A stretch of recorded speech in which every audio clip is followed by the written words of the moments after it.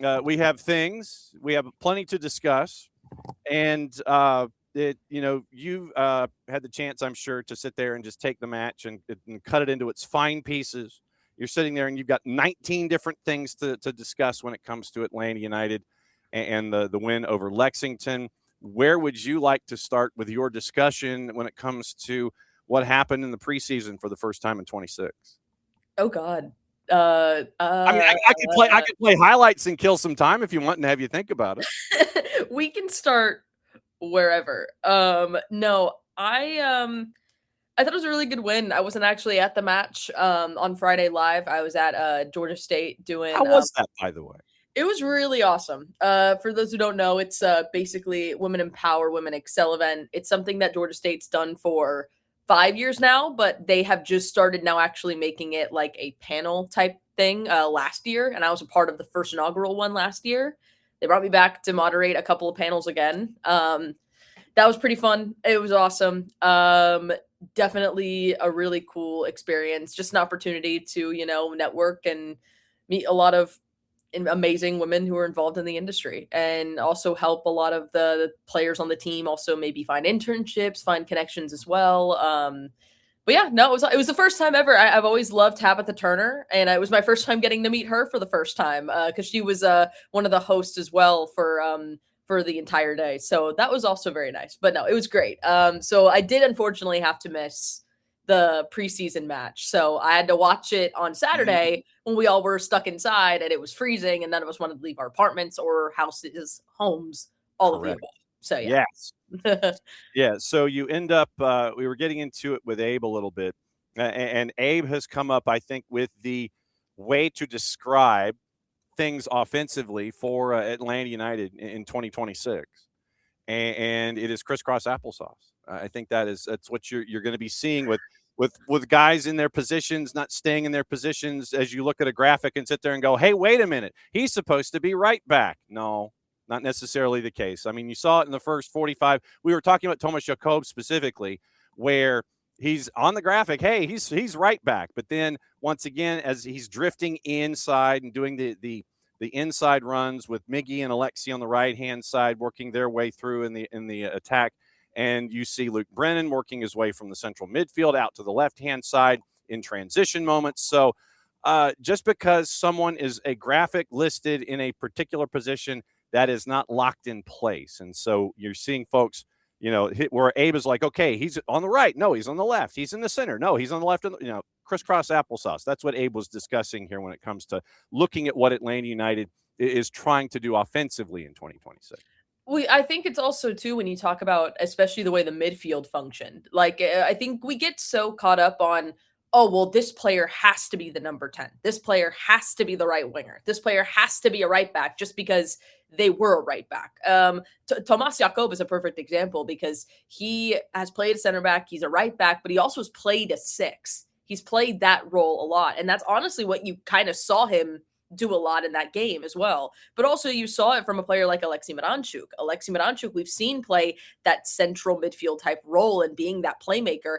He essentially did that, but this time he did it up top. And I think Jason had mentioned it, and I do agree with him, especially when you read the article on SDH. You should go give that a read if you're gonna really like a breakdown of it, because it's true. Like Alexi was playing as a 9, and a lot of times when we see, it's a player not playing in that position, it's a false 9. No, he was playing a 9. He was just Alexi decided to just ball out, and I was so here for it.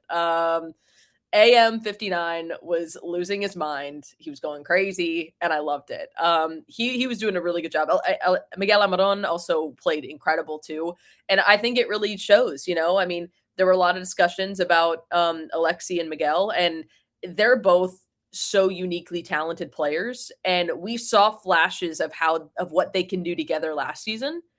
And we saw it in full swing in this match, that they are building this chemistry, that it is working, and you can get really good results from it. And it was beautiful sequences. And even too, I think what impressed me the most was, honestly, it was a lot of just how they timed the pressure that they were giving Lexington.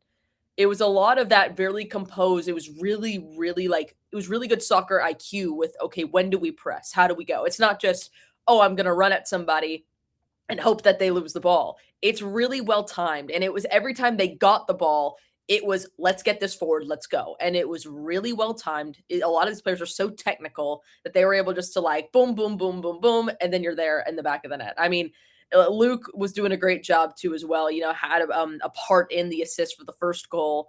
It was really good, just brilliant, just driving through and then able to find that ball. It took a quick deflection and then Alexi able just to slot it home. Overall, it's a match that isn't going to show a lot about, like, we saw a lot of what I think Tata wants his team to do tactically. But again, it is a preseason match. You're still trying to build endurance. You're trying to build fitness for a lot of these guys, getting them ready for the upcoming season. So it's a lot of, all right, let's go out there and let's see what you can do, what we've worked on in these past couple of days in training. What can you do?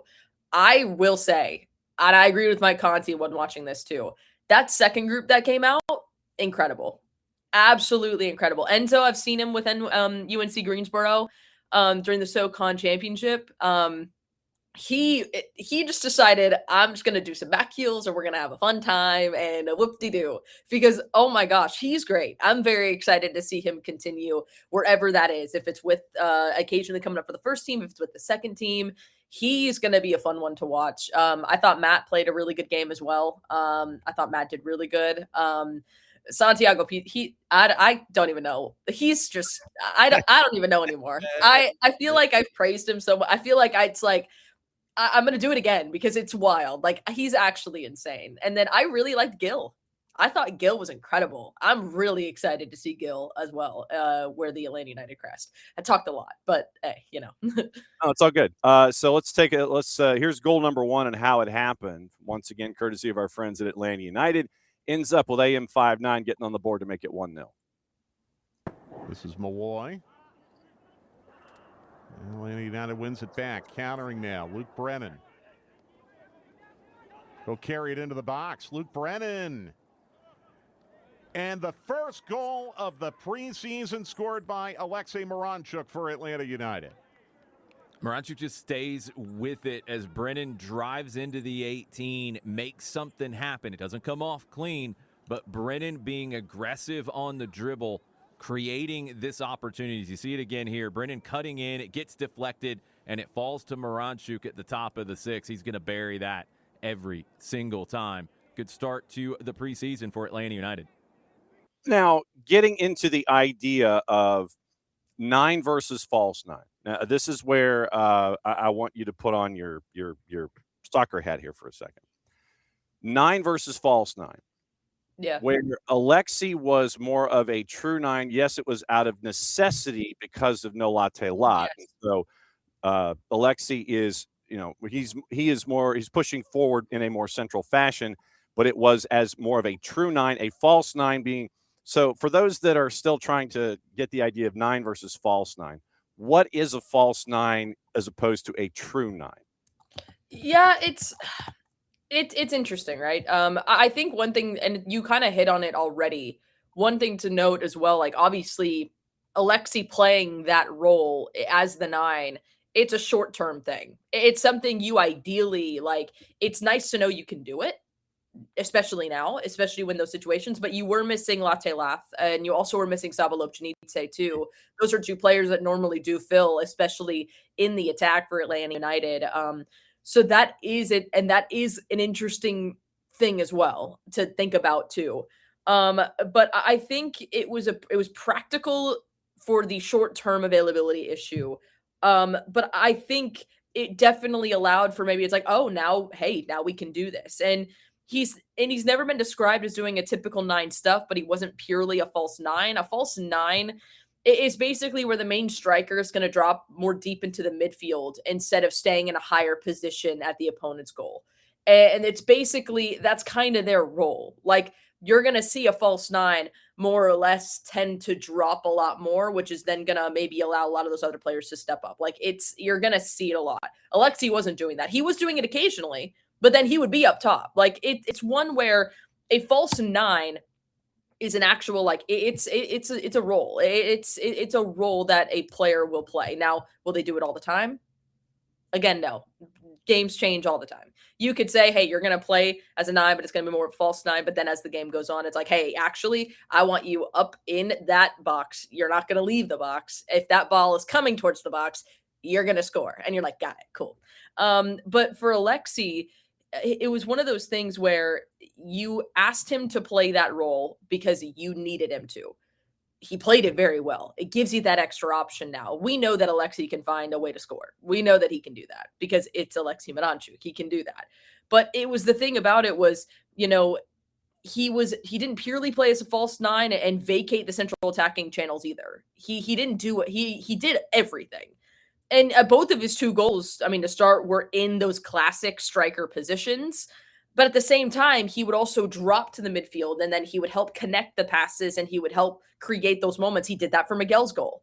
Like, he did that a couple of times. And it's the versatility that he does shows. And it's one of those things that the actions that he did weren't improvised. He knew what he was doing. He knew exactly what he was doing. And I think it's the one thing to note is that Alexi's just a very intelligent player to begin with. He reads the game very well. And the fact that he's able to notice when he can go, where he can go. And I also think it does come from knowing your teammates a little bit better too. I think it all comes from also knowing Miguel Almiron a little bit better too. The way that they were able to pair off of each other now. It's something Tata Martino said in preseason before this matchup, that he does think that they can play together on the same field and that they both have very different qualities. And and I'm reading off of the thing on SDH too, because I really like what Jason said about it, is the working relationship between Alexi and Almiron, especially with their movements and how they complement each other. And then what began as a necessity created a new option for Atlanta United, which I really like. And it's not going to replace a traditional striker, and that you do need to have a traditional striker. But now, I mean, like in a worst case scenario, if you needed a situation where you needed to have someone step up, you know that how you played against Lexington, it works. It works with Alexi coming up there and being that 9, because it also gives you the extra option too. It gives you the other option as well. If you have Alexi stepping up as that 9, he can drop back, which then can maybe allow for a player to move over. It can allow for Luke. It can allow for Miguel. It can allow for somebody else to step up. Like it's one where it creates so many more options for the Five Stripes going forward. And it's one where it was created because we need someone to play the number 9. And that's just how it all shaped out. And I think it's it's the one thing about preseason. You kind of learn new things about your team. You learn new things about your players. You learn new things about everything. It's the first time you get to see your players in action and how they play in a full game. And you got to see something. You got to see something that you might like for any future games, because who knows, we might see an MLS game here in the next couple of months where, you don't have any secure strikers on your roster for this time because someone's injured or someone is unavailable. Like, so then it's like, all right, hey, we did this in Lexington. It worked pretty well. Let's do it again. And you end up with goals 2, 3, and 4 on the board. Which goal would you like to hear next? Oh, gosh. We'll go in order. Let's do the second one. All right, so here's the second one. Once again, familiar voices, Mike and Jason, ATLUTD.com, made it 2-0. I think we've seen a lot of the principles of play. We've seen this team want to build up with the ball. We've seen this team press aggressively to win the ball back. We're seeing some variations in that 3-man build-up in the shape. That time it was Jacob in the middle. That was a great flick by Almiron. The attack continues. Miranchuk up to Almiron, and he scores.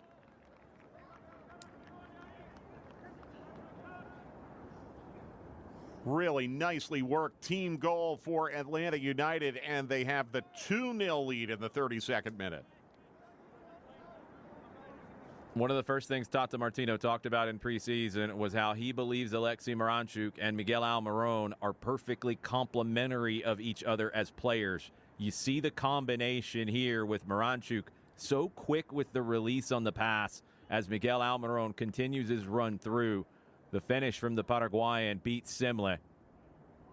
Good work by Atlanta United to get forward quickly. They will want to control possession, but when the opportunity presents itself to go, get vertical, get quick. Verticalidad is a big part of what Tata Martino wants to see. You saw how fast they went from back to front that time. And there's your example that you were getting into there with goal number 2. Find your possession, work it quickly, and pinpoint passing, and you end up with the slam dunk with Moranchuk that made it 2-0. Yeah.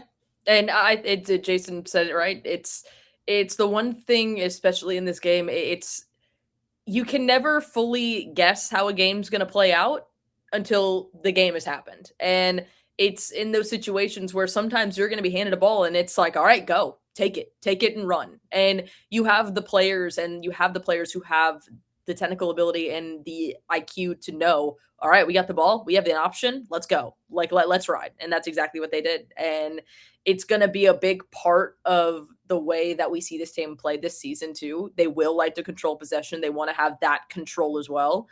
But when the opportunity does present itself, yeah, you're going to see them run. Let's go vertical. Let's ride. All right.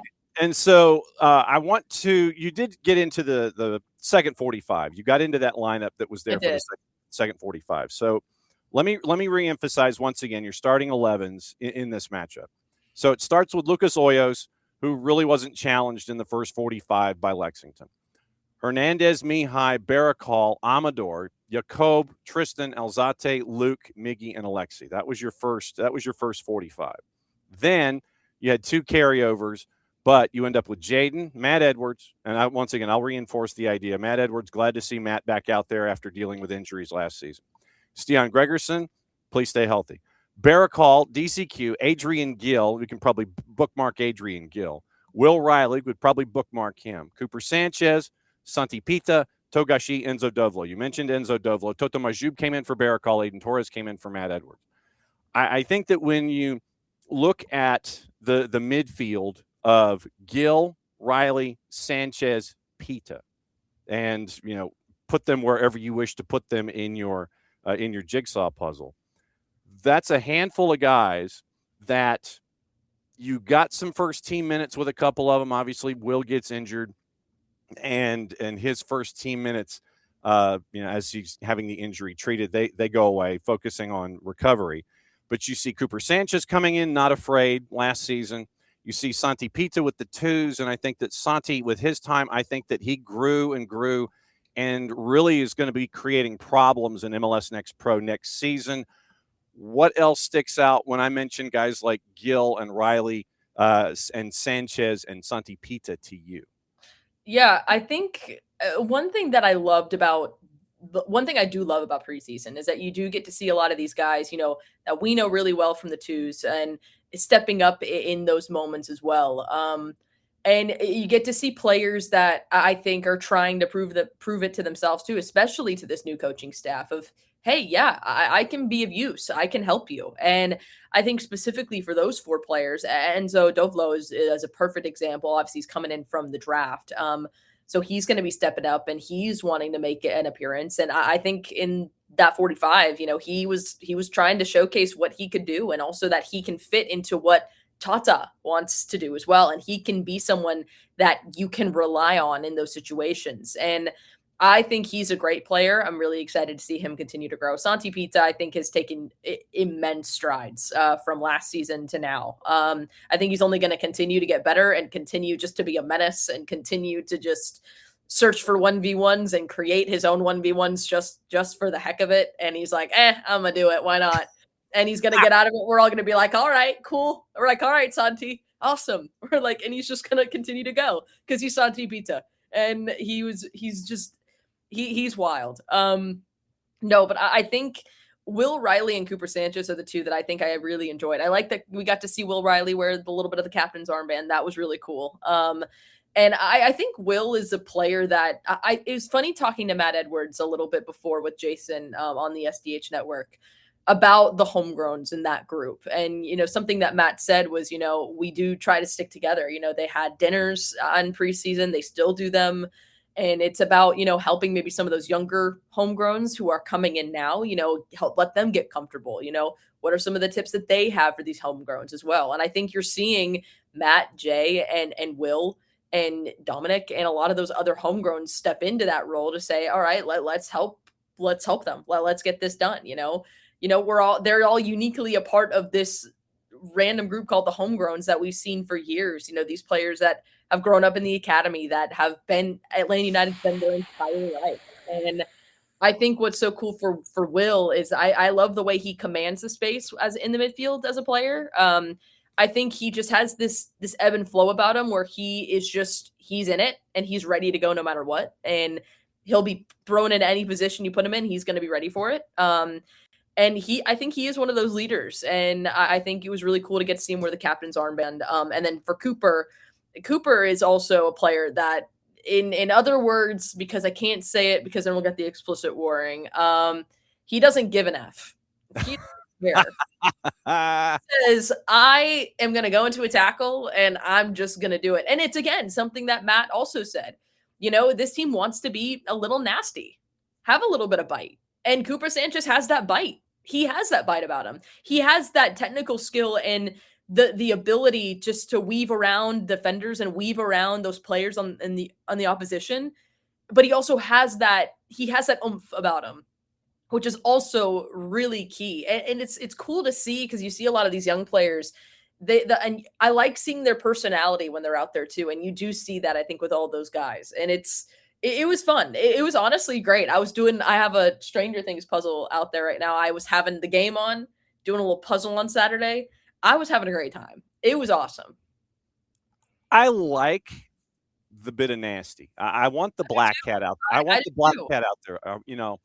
I don't mind, reminding somebody, this is mine and you can't have it. You knock them off, send them into next week, remind them who's, next time you come through, what's going to happen.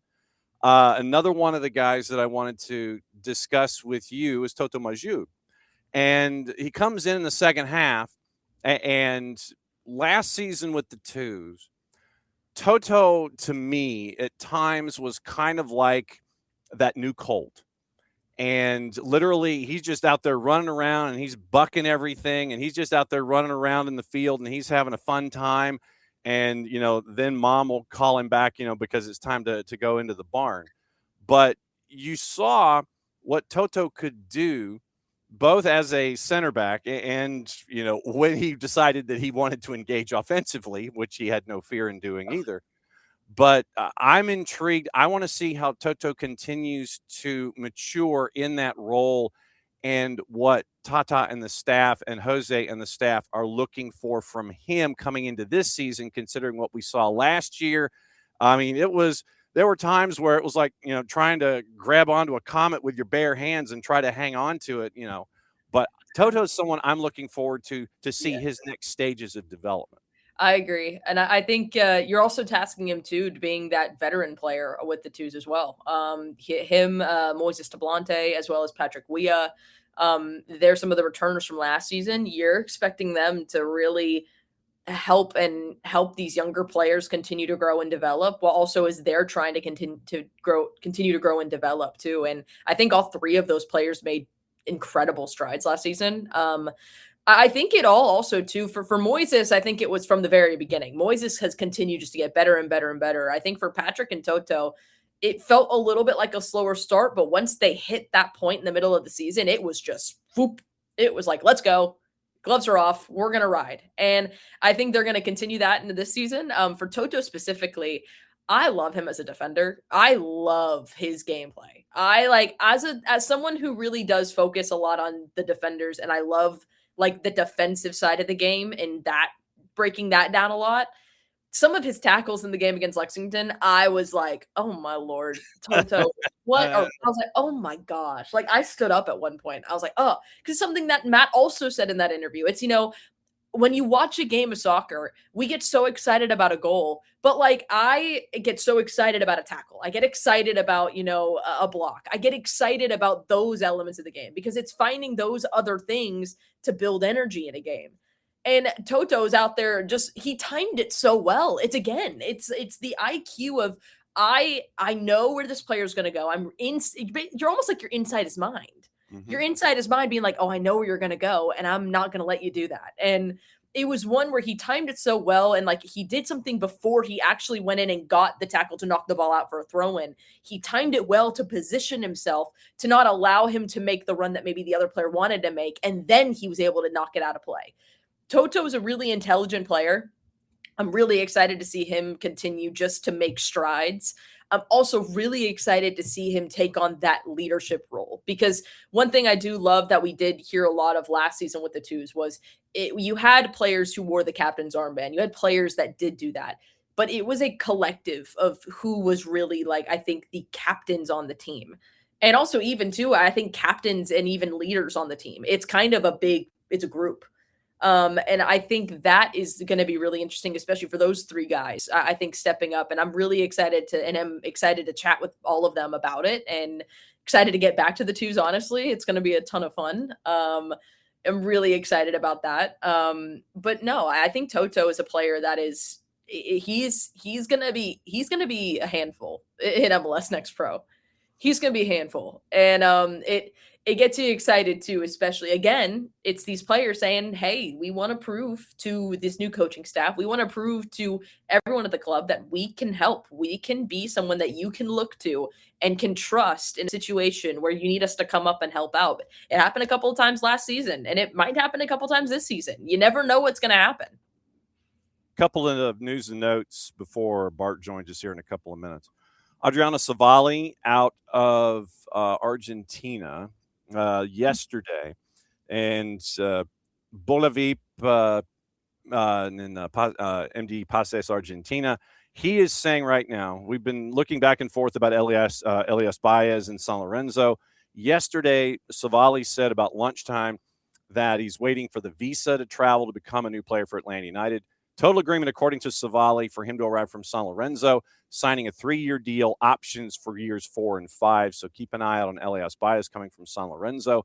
And then the Jamal Tiare move, it looks like it is going to be some, I think it's 200,000, if I'm not mistaken, is what is being reported. 200,000 in GAM, 100,000 in add-ons, 6 goals, 1,150 minutes last year for the 32-year-old. So it looks like you get Jamal's salary figure, which was, I think, 750 to 800. And so that looks like that is heading to Columbus. It looks like Elias Baez is coming in from San Lorenzo. So those are the 2 moves I think that we've got to keep an eye on here where Atlanta United is concerned, one outbound, one inbound, possibly. John, why did you I'm sorry, I'm like going through the comments, have him like up. Why do you have from the SDH Nelson going, John's a genius? Well, because John was muted to start the show. Oh, nice. Yeah, he was. It happens. It's okay. Yeah, he was being sarcastic. So okay. Yeah. I just was reading it and I got confused. I was like, what? I was like, are you stuff in the third person? I was like, well, you can. It's all right. Yeah, John went third person. Yeah, John went third person to sit there and let everybody know that this is definitely a Monday show because he started the show muted. For I love it. Also, I want to piggyback on what Abe said too. He's ignoring the fact that we did have sports last night. Mm-hmm. We had the Stadium Series, which, listen, guys, I will say, I've always wanted to get into hockey for years, and I've always been told that I would really enjoy it because I don't know if I take this as a compliment or if this is as like a you need help, because I think a lot of people were like, oh, you'd really like it because it's hockey and it's fun and they fight each other and it's great. And I was like, I don't know if this is a compliment or if you're trying to tell me something, but anyway, I don't care because it was fun as hell. I was enjoying my time last night. But I am really like slowly starting to get into it because I go to Gladiators games all the time. It's right up, literally, it's actually like 20 minutes from where I live, where my parents live. So like I went to a lot of games and I really do like the atmosphere of it. So Abe, yes, obviously, if you wanted to start the MLS season, you could. I mean, I'm not going to sit here and complain about that. But also, we did have sports. So don't sit there and say that we didn't have sports last night. Okay? Come on.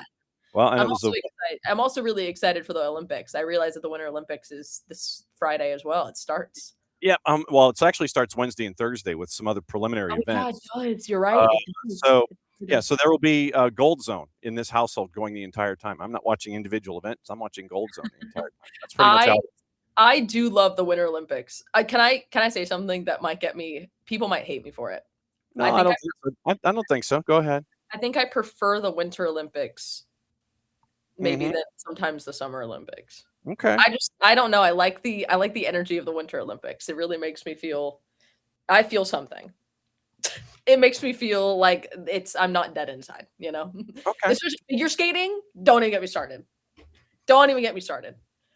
This is my theater arts person coming out of me right now. I actually I love figure skating. I'm like the Moulin Rouge from Canada a couple of years ago. Don't stop. If you don't know what I'm talking about, hold on. Hold on. I want everybody to know. Hold on. See, this is what Mondays are like, Bart. Hold on, everybody. Maddie has gone sideways discussing ice skating on a Monday. I have, yes. Ice skating is so fun. It's so fun to watch. Well, I love somewhere in my stacks, we all know about Tara and Johnny and how they're with Terry, and Terry Gannon gets to play straight man. Hesta and Scott, Team Canada. Oh yes. Virtue and More. Yeah. El Tango de Roxanne from Moulin Rouge. They did a long skate to that, and then Come What May. It is so good. I watched it last night because I saw a promo for the Winter Olympics, and I said, "Oh, it's my daily time to rewatch that exact skate for like every single day." And honestly, I'm not upset about it because it's so good. It's so good. Well, and there was a Q&A section for Liam McHugh when he was tossing to, Tara and Johnny. It's like, do you have questions for them? And so, of course, me being me, I submitted a question on the boss's social media to NBC for Tara and Johnny, and it got read over the air. You know, I'm just saying. And then she proceeded to yell at me, and it's like, why did you do that to me and embarrass me in front of a worldwide audience?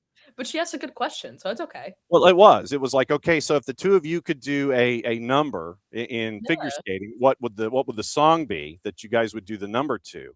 And they looked at each other and they went, oh, it's easy. Turn down for what? So that would, that's kind of iconic. That was their number. But so you're coming back next week at 9:30, Maddie? Next week, possibly. Okay. Because I don't know if you know what's Sunday. It is Super Bowl. Yeah. Roman numeral classic. Will I be awake? I don't know.